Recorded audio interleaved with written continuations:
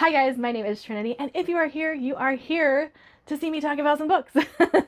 Today, I have a very fun thing for us, kind of a Q&A. I'm also going to be tackling the no longer a Booktube newbie tag, and I have a giveaway, woo! I am now celebrating 2 years on Booktube. 2 years.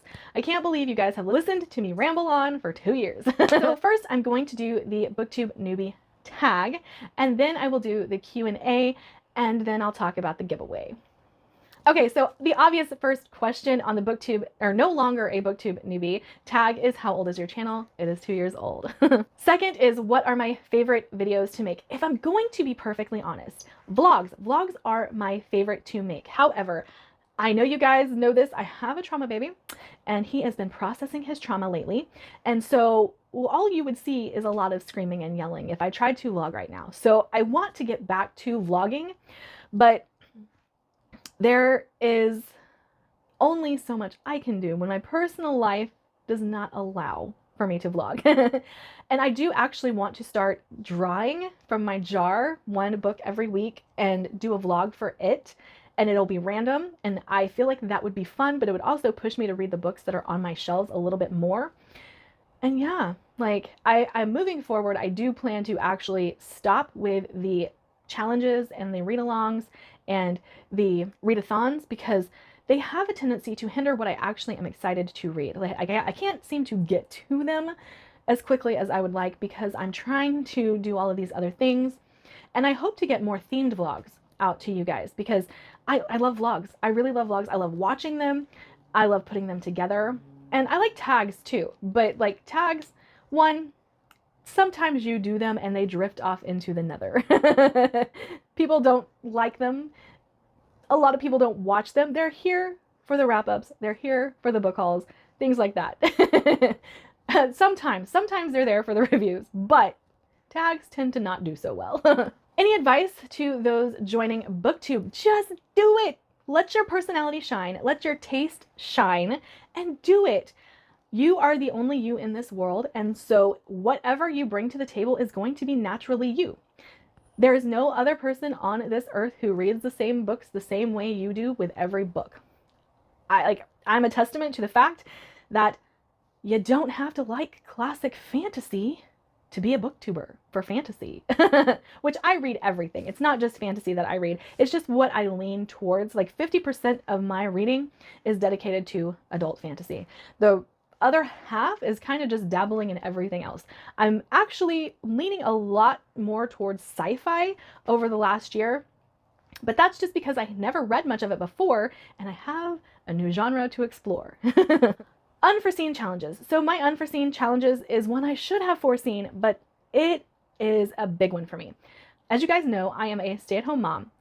What that means to everyone who's never done it is I have so much free time. That is the biggest lie you could ever say about a stay-at-home mom.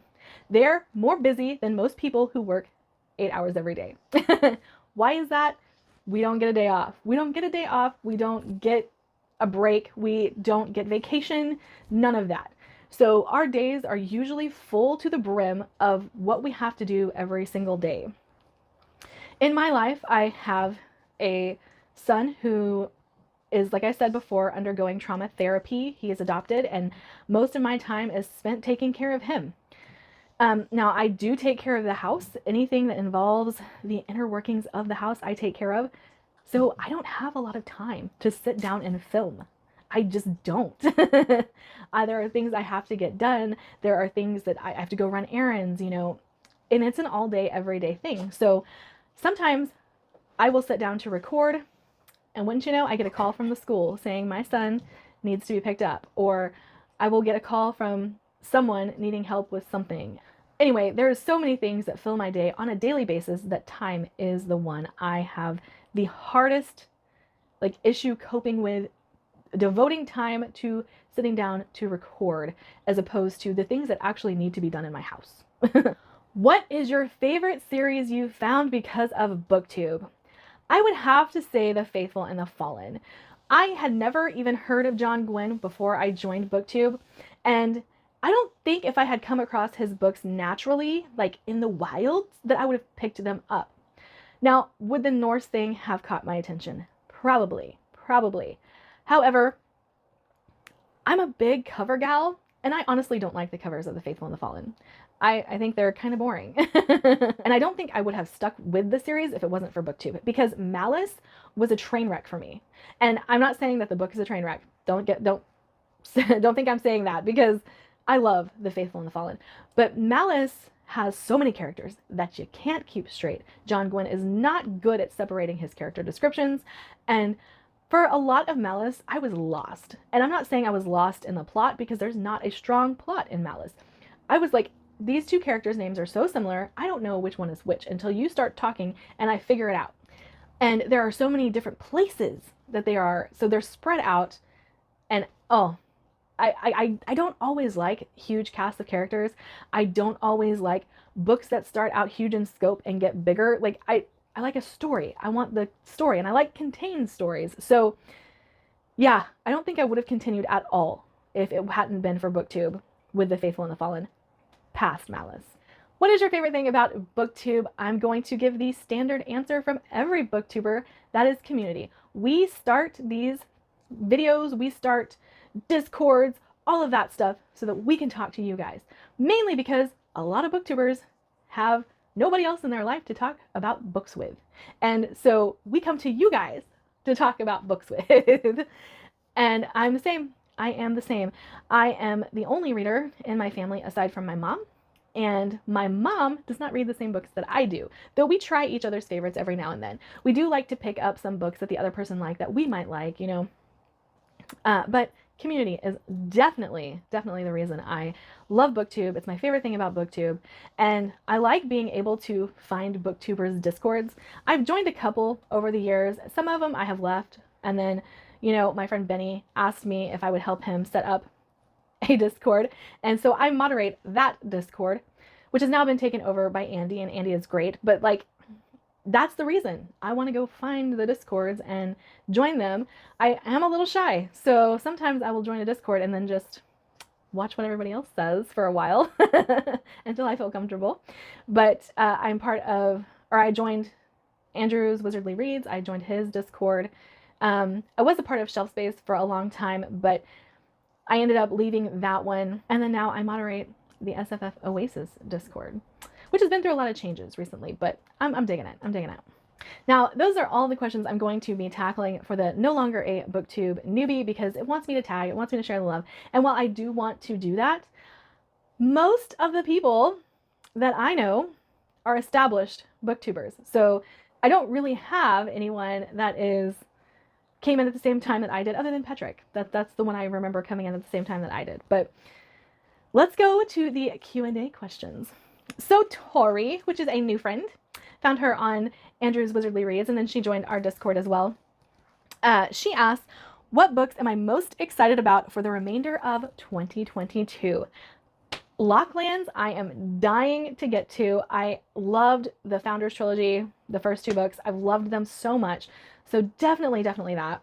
Mike Shackle, I kind of have put off reading the final book, and I don't know why. I think it's just the way life's been lately. But until the last, I'm definitely dying to get to that one. And then the book series that has so far been my favorite of the year, At the Threshold of the Universe by T.A. Bruno. So excited to get to that. I recently have let Twitter pick what I was going to be reading, and they picked The Gutter Prayer. So I'm dying to get to that. And last, but definitely not least, the book I'm probably most excited for, that I have not yet read, The Lonesome Crown by Brian Lee Durfee.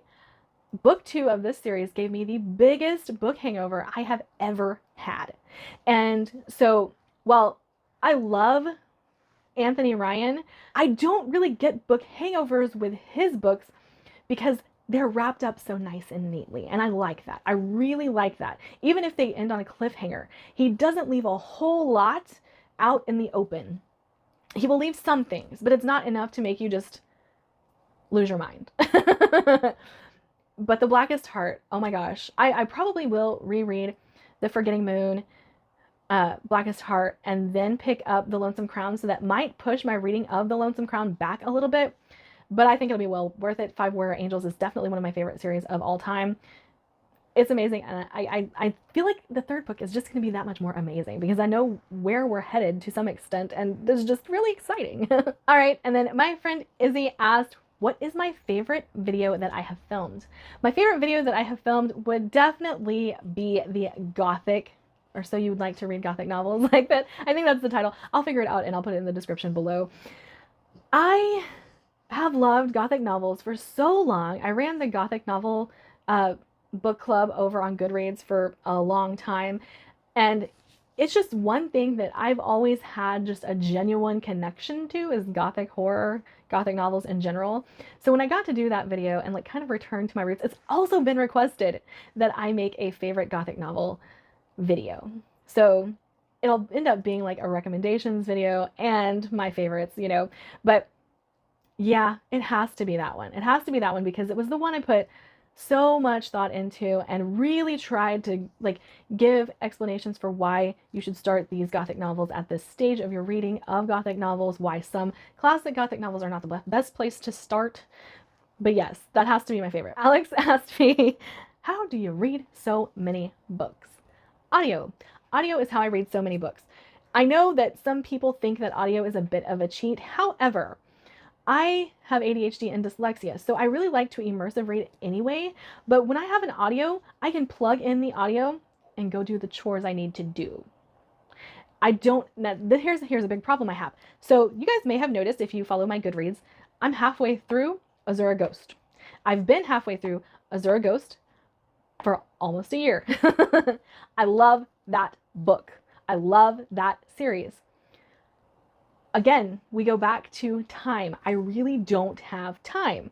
So what has happened is I have made commitments for my time that I can actually sit reading physically, and I do it for every month. And then Azura Ghost gets put back on the back burner. But I've already made these commitments to these other things, and it slips my mind. But because I don't have the audio for it, I have a tendency to like, I'm not going to say forget about it, because let me tell you, S's writing is unforgettable. Unforgettable. I remember everything that has happened in No Fat Gloss and Azura Ghost, even if I haven't touched it for a while. But I do go back and read a chapter when I can every now and then I end up getting pulled away. Every time I sit down to read that book, physically read that book, I get pulled away. It never fails. I told a couple people the other day, I was like, nope, I'm just savoring it. I'm just savoring it. Get over it. I've been reading it for a year. Get over it. I don't care. But yeah, I absolutely love the book. But then I sit down to read it and I can't. So yeah, audiobooks are definitely the way I read as much as I do. And like I said, I like to immersive read. So I own a lot of audiobooks anyway. But whenever I can set the book down, switch over to audio, and still get done what I need to get done, that's how I read so many books in a year. All right, Tessa asked me a book I loved but expected to hate. And then Dan asked me a book I set aside but came back to and loved. The answer to this question is to both of these questions is the same, and that would be The City of Brass by S.A. Chakraborty. I had started reading it in July of last year, and then I just never got around to picking it back up. I was reading it for a readathon, and it was so slow. It was killing like my pacing for the readathon, and I was like, oh no, we're putting this up. And then I switched to Dune, which was a mistake. But anyway, it was a mistake for pacing. Anyway, that's where I was going with that. I hated how slow the story was. Even though I was really enjoying the story, I just couldn't take it. Well, fast forward, and my friend Nora was like, hey, I'm gonna say pick this book back up because I think you're gonna like it. And I was like, no, I hate the pacing of that book. But I did, and I picked up where I left off, and the book took off, like hardcore. And like I said, whenever I wrapped that one up,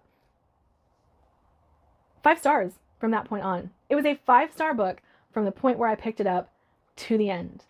It was just that insanely slow, boring beginning that I couldn't stand. But turns out I ended up loving the book. And I did think I was going to hate it. If you ever talk to my friend Andrew, he would tell you I would have hated this book. And he tried to talk me out of it because he knows how much I hate slow pacing. Another Alex C. Pierce. What am I reading now? That would be Bonds of Chaos. I am reading Bonds of Chaos. I am Ghostwood Song. I'm actually started the audio for that one because I found out they had it on Scribd, which Southern Charm, man, the audio narrator. She has a Southern accent that's worse than mine. Maybe even worse than Leslie's. But yeah, I am digging the audio for it. And I said it had a Devil Went Down to Georgia type feel to it in the synopsis. And so I feel like I'm getting that. I'm totally getting that. Top 3 favorite books of all time. Why would you do this to me? And I didn't even write down who asked me that question. I'm so sorry. I'm so sorry. So number 1 would definitely be Bloodsong by Anthony Ryan. I could be like super cheeky and say The Martyr, but I won't. Bloodsong's definitely it. The Name of the Wind by Patrick Rothfuss. And I'll go with Ship of Destiny. Ship of Destiny, I absolutely loved, by Robin Hobb. I am shocked that The Martyr or Ship of Destiny would be on my favorites list because they are so far outside of my reading taste as far as like, I like plot driven, don't like character focused books. I want high stakes. And you know, while Ship of Destiny definitely has high stakes, Hobb is not the person I would put in that slot at all. And Covenant of Steel is not what I would put in that slot at all either. While Anthony Ryan is really great at keeping the stakes pretty high, there's a lot going on in his worlds. And so, I mean, I guess the same could be said about Hobb. But yeah, I would have to say Bloodsong, Name of the Wind, and Ship of Destiny. All right, now let's talk about the giveaway. To celebrate my 2 years on Booktube, I definitely wanted to do something big. And I kind of didn't know what I was going to do with this book. And then I realized my 2-year Booktube anniversary was coming. I had really wanted to read this book before I did a giveaway for it so I could give you guys my thoughts on it before I did the giveaway. However, I somehow ended up with 2 copies of this book, so I always intended to do a giveaway for it. The Fairy Loot version of Her Majesty's Royal Coven by Juno Dawson. This has the stenciled edges. This has the hot pink cover. It is autographed inside. So I have not yet had a chance to read Her Majesty's Royal Coven, but I know a lot of people have really been dying to read it. I know a lot of people have been dying to get their hands on this version of this book. Now, this will be US only. I can't afford the shipping elsewhere. I'm sorry about that, but shipping is ridiculous. But if you want a copy of this book, give me, do we have a pink heart? Give me the book stack. That's what Andrew did with his last one. Give me the book stack, and then I will enter you into a drawing for this book. All right, that is it for me today. Like, subscribe, do all the fun things, and I'll see you guys in my next video. Bye.